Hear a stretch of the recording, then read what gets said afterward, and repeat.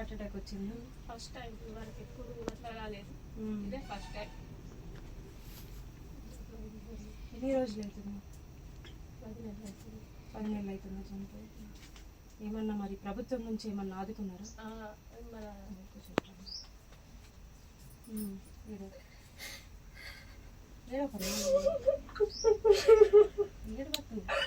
అందరం ఉన్నాం కదా.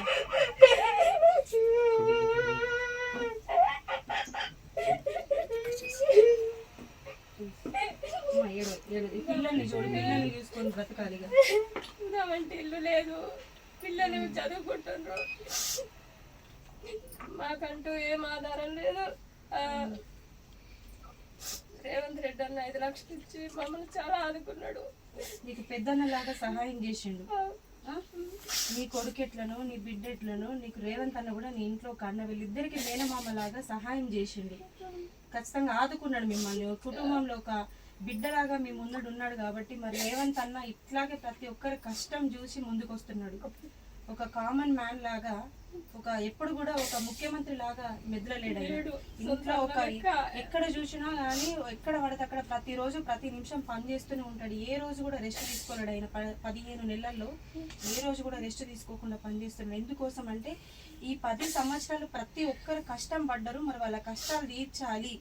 ఇప్పుడు 10 సంవత్సరాలు, ఇప్పుడు ఈ 2 సంవత్సరాల క్రితం ఎవరైతే చనిపోయారో గల్ఫ్లో, ఒక్కరికి కూడా ఇంత అమౌంట్ కానీ ఏది కానీ వాళ్ళకు ఒక చిన్న సహాయం కూడా అందలేదు. మరి మన ప్రభుత్వం వచ్చిన తర్వాత ఇంత సహాయం అందించిన రేవంత్ అన్నకి ఖచ్చితంగా ప్రతి ఒక్కరు రాష్ట్ర ప్రజలందరి నుంచి కూడా ప్రత్యేకమైన ధన్యవాదాలు తెలిపాలి. ఎందుకనంటే ఇంట్లో ఒక అన్నలాగా ఆదుకున్నారు కాబట్టి. సో అబ్బాయి ఉన్నాడు, నీకు అమ్మాయి ఉంది, మంచిగా చదువుకున్నారు. అబ్బాయి నాని చదువుతున్నావా? Degree final. నువ్వు నాని ఇంటర్ సెకండ్ ఇయరా? మంచిగా చదివించుకోవాలి.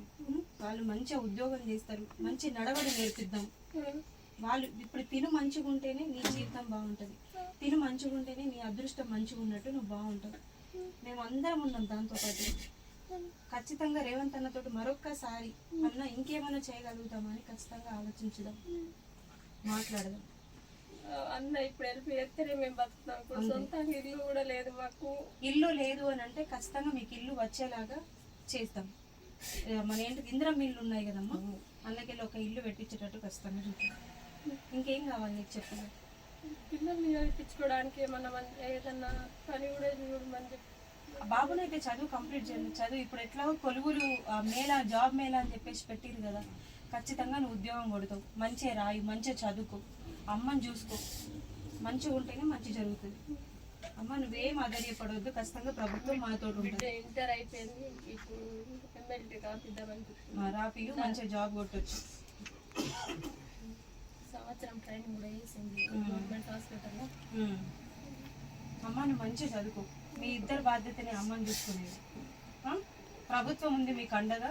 మీరు మంచిగా చదువుకొని మీరు మంచి ఎగ్జామ్స్ రాస్తే, పాస్ అయితే, మంచి ర్యాంక్స్ కొడితే డెఫినెట్గా మీకు కూడా ఉద్యోగాలు వస్తాయి.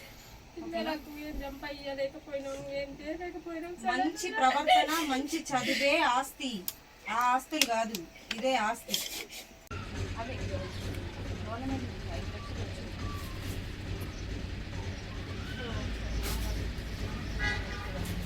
ఏదైనా ఆధారం కావాలి ఉద్యోగపరంగా.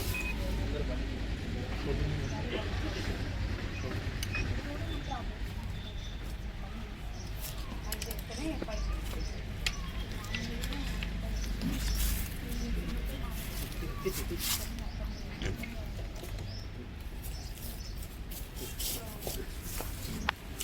మీద ఒక ఆదరణ చూపించడానికి చాలా మంది అడుగుతున్నారు.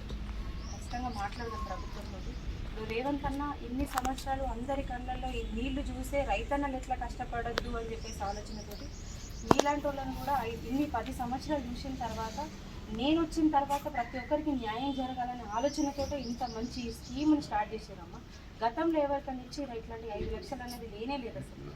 మరి రేవంత్ అన్న వచ్చిన తర్వాత ఇంత మంచి స్కీము అనేది పెట్టి తన ఇంట్లో, నీ ఇంట్లో ఒక పెద్ద కొడుకులాగా, నీకు అన్నలాగా అండగా ఉన్నాడు కాబట్టి, పిల్లలకు మేనమామలాగా ఉన్నాడు కాబట్టి, సో ఖచ్చితంగా రేవంత్ అన్న ప్రతి ఒక్కరిని దృష్టిలో పెట్టుకుంటాడు. మరి ఇంతమందికి ఏం చేస్తే, ఇంకేం చేస్తే బాగుంటుంది, నా ప్రజలు ఎట్లుంటే బాగుంటుంది ఇంకా అని చెప్పేసి అనుక్షణం ఆలోచించే నాయకుడు.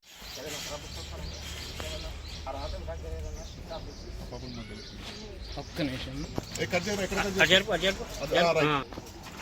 చేపించిన చదువు కోసం మొత్తం ఖర్చు అవుతుంది. తర్వాత పంపడానికి ఖర్చు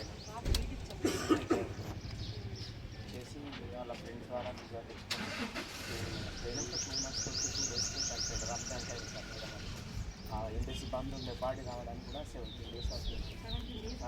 చాలా కష్టం. ఆ కొడుకు ఆధారం అనుకుని నాకు గురించి కన్వర్ట్ అయింది. హార్ట్ చేశాను ఏం చేయలేదు.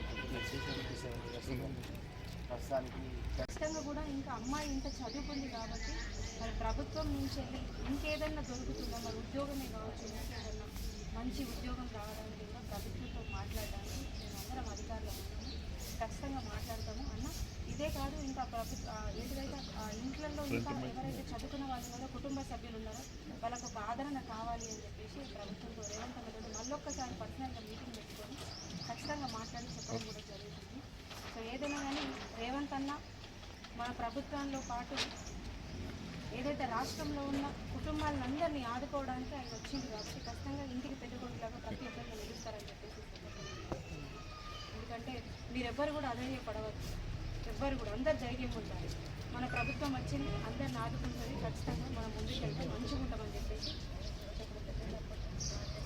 ఇంకొకటి, మీ బాబు బీటెక్ చేసిరని చెప్పింది. మరి బాబు బీటెక్ చేస్తే 2.5 సంవత్సరాల క్రితమే అయిపోయింది. ఐటీ హబ్స్ పెట్టాము, ఎన్నో పెట్టాము, ప్రతి ఒక్కరు కొలువులు చేసుకుంటున్నారని చెప్పేసి చెప్పింది. మరి 2.5 సంవత్సరాల క్రితం ఏదైతే బీటెక్ చేసిన అబ్బాయికి ఉద్యోగం రాకపోవడం అనేది ఆ ప్రభుత్వం నిర్లక్ష్యమా కాదా? బీటెక్ చేసిన అబ్బాయి ఒక సౌదీకి వెళ్ళడం. సో అది అంతా వాళ్ళకి చెప్పుకోవడం, ఏది చేసింది ఉండదు. మేము 2000 పెన్షన్ ఇచ్చినాం, అది ఇచ్చినాం, ఇది ఇచ్చినామని చెప్పారు. 2000 పెన్షన్ కాదు, ఇక్కడ ఇంత పెద్ద ఒక సమస్య వచ్చినప్పుడు దాన్ని ఆదుకోవడం గొప్ప. ఇంటికి మేడం 5 లక్షలు ఇచ్చి 5 years బ్యాక్ ఎంఎస్సి ఎంబీడీ చేసింది మా ఎంఎస్సీ. ఇక్కడ ఏం జాబ్స్ వస్తుంది, ఇప్పుడు ఆయన కూడా కలుపుతున్నారు. ఇప్పుడు రేవంత్ అన్న వచ్చిన తర్వాత కొలువులు అనేది ఒక జాబ్ మేళా పెట్టింది. ఖచ్చితంగా దాంట్లో మీకు వచ్చేలా మేము ఖచ్చితంగా ప్రయత్నిస్తామని చెప్పేసి చెప్తున్నాను. పక్క నేను అందరు అధికారులతో మాట్లాడి, ఎమ్మెల్యేల గారితో కానీ, మంత్రులతో కానీ, రేవంత్ అన్నతో కానీ ఖచ్చితంగా మాట్లాడి, అన్న ఇది సమస్య